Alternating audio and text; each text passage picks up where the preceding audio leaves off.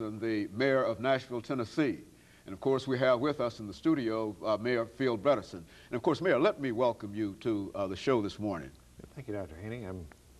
Have been, what's this, the fourth show we've done together? That's right. And it's certainly a privilege to have you here to sort of do what we believe would sort of characterize this show, and that is to sort of sum up the administrations that you've had here at Nashville. As a matter of fact, I think, Mayor, you will recall that shortly after you announced for the mayor of Nashville that you were a guest on one of our earlier shows, and you gave us a lot of information about your background, your education, and that kind of information.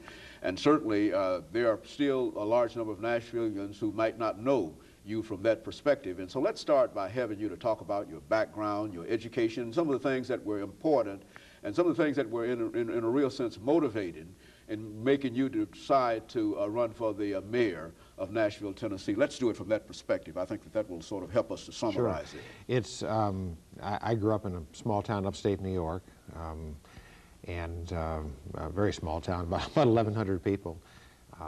Grew up, lived with my grandmother. She had 11 children, all of whom lived in that town and had families, so that's actually where I should have run for mayor. I might have gotten elected the first time. Went off from there to Harvard, which is where I went to college, and studied physics there, something I, of course, use every day in my job as mayor.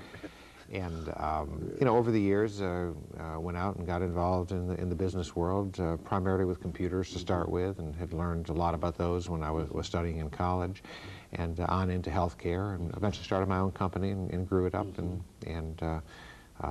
sold it. You know, I found myself in the late 1980s having had a career in business and having sold my company, and I wanted to, I guess, to give something back, to decide what I wanted to do, and that maybe could help some people, and decided that I'd like to be mayor.